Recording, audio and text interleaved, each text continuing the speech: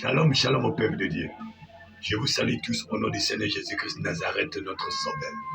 Le Dieu qui nous a régénérés et qui nous a donné la vie par son Fils unique, qui est le Seigneur Jésus-Christ de Nazareth, qui est venu donner sa vie pour nous. Aujourd'hui, si nous sommes éclairés, c'est à travers Christ et à travers sa parole. Parce que ce que Dieu nous a donné, l'amour et la parole de Dieu qui nous a laissés sur cette terre. J'aimerais toujours encourager le peuple de Dieu ou bien le peuple de ce monde de rester toujours dans l'état ou de rester toujours dans des conditions ou bien de rester toujours dans la volonté de Dieu, de ne pas s'écarter en dehors de la volonté de Dieu. Parce que la terre que nous sommes, il y a beaucoup de gens, il y a beaucoup de séducteurs qui viendront pour te séduire, qui viendront pour t'embrouiller et qui viendront pour te dire que ce n'est pas bon et que ce n'est pas bien ce que tu es en train de faire. Mais écoute la parole de Dieu. Parce que la foi vient de 50 ans est dans la parole de Dieu.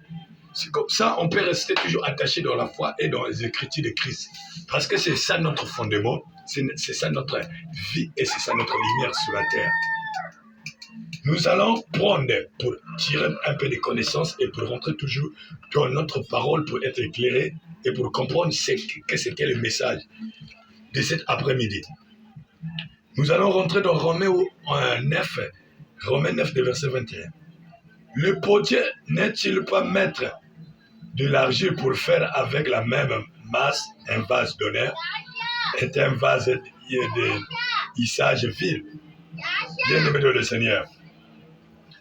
La Bible est de nous dire sous le portier.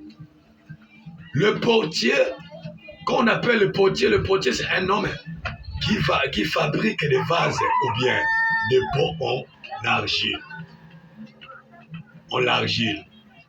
Donc, c'est la personne-là qu'on appelle le potier. Mais aujourd'hui, dans cet verset, notre Dieu, il a pris la forme d'un potier pour nous présenter, pour comprendre bien sa volonté et pour comprendre bien la marche de Dieu. Ce n'est pas l'argile qui peut venir ou bien qui peut fabriquer le potier ou bien qui peut dire au potier « J'ai besoin que tu me façonnes, j'ai besoin que tu me fais dans cet état. » Mais c'est le potier qui prend la décision de fabriquer cette vase par la qualité ou bien par la forme que lui, il a besoin.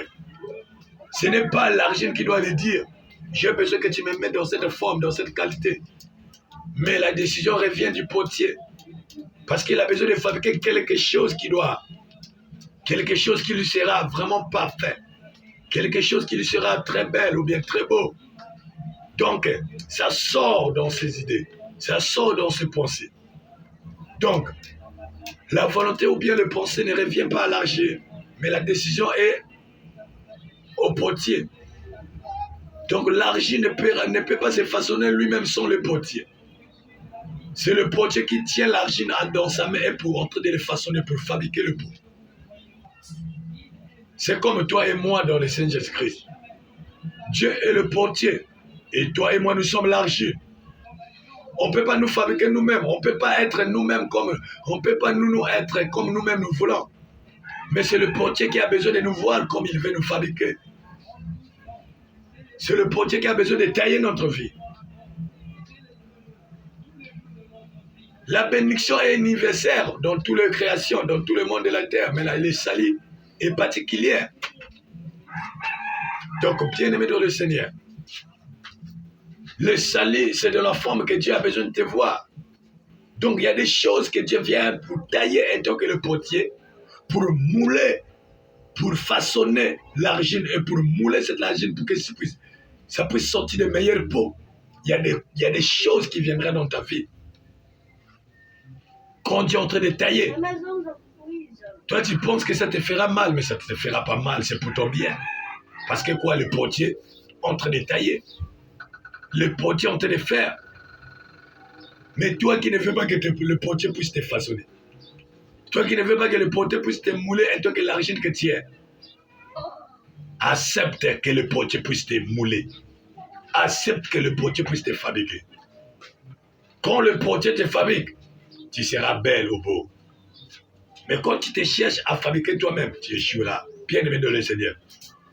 Si j'ai tiré cet exemple parce qu'il y a plusieurs chrétiens qui ne veulent pas qu'on marche dans la volonté de Dieu. Il y a plusieurs chrétiens qui veulent maintenant marcher dans sa propre volonté. Il y a plusieurs chrétiens qui font des choses sans consulter Dieu. Est-ce que Dieu aime ça? Il y a plusieurs chrétiens qui ne veulent même pas qu'on puisse le parler, on puisse l'orienter de la part du Seigneur. Ils veulent accaparer pour les choses de la terre. Mais cet après-midi, Dieu te dit, il est le potier qui peut fabriquer, qui peut façonner. Ce n'est pas toi-même qui peut te façonner. Si tu comprends cette exhortation de ce soir, comprends ce que je suis en train de dire. Aujourd'hui, nous sommes loin de la volonté de Dieu. Aujourd'hui, nous sommes écartés dans les voies de Dieu. Mais sache-le, la parole de Dieu te dit, tes pensées ne sont pas les pensées de Dieu. Tes voies ne sont pas les voies de Dieu. Reste l'argile entre les mains du potier, pour que le potier puisse bien te façonner, pour qu'il puisse te faire un vase d'honneur, que tu sois un vase d'honneur, un vase que vraiment que tout le monde doit admirer, un vase que tout le monde doit aimer, parce que quoi, le potier connaît le modèle pour lequel, qui seront vraiment admirés pour le monde, pour tout le monde, pour que tout le monde viendra pour t'acheter. Et laisse-toi entre les mains du potier. Quand tu ne te laisses pas entre les mains du potier, tu cherches à te façonner toi-même, tu n'arriveras pas. Ne va pas là où tu es parti, mais retourne entre la volonté de Dieu. Tu as abandonné la volonté de Dieu. C'est dans la volonté de Dieu que tu auras le succès. C'est dans la volonté de Dieu que Dieu marchera avec toi. C'est dans la volonté de Dieu que Dieu te donnera le salut. Ne va pas à gauche, à droite. Reste entre les mains du potier. Accepte la manière que le potier doit te fabriquer. Et tu verras la gloire de Dieu sur cette terre. Que l'Éternel te bénisse. Que l'Éternel vous comble de grâce. Vraiment, je suis humble, votre serviteur, qui est là à votre service vraiment pour éclairer et pour édifier l'Église de Christ, qui est dans les derniers temps, qui est dans un chaos devant les faux prophètes, devant les serviteurs de Dieu fausses, qui égarent les enfants de Dieu loin de la vérité, loin de la lumière, qui sont venus avec des prophéties, qui sont venus avec des miracles, des bénédictions, pour leur démontrer le vrai chemin de la rédemption. Mais que l'Éternel vous bénisse, vraiment priez pour nous, que le Seigneur vous comble encore invitement, que pour à chaque moment, nous puissions avoir le message à passer sur les réseaux, pour que vous puissiez manger ce message, pour que vous soyez rassasiés de la part du Seigneur Jésus-Christ. Que le Seigneur soit avec vous.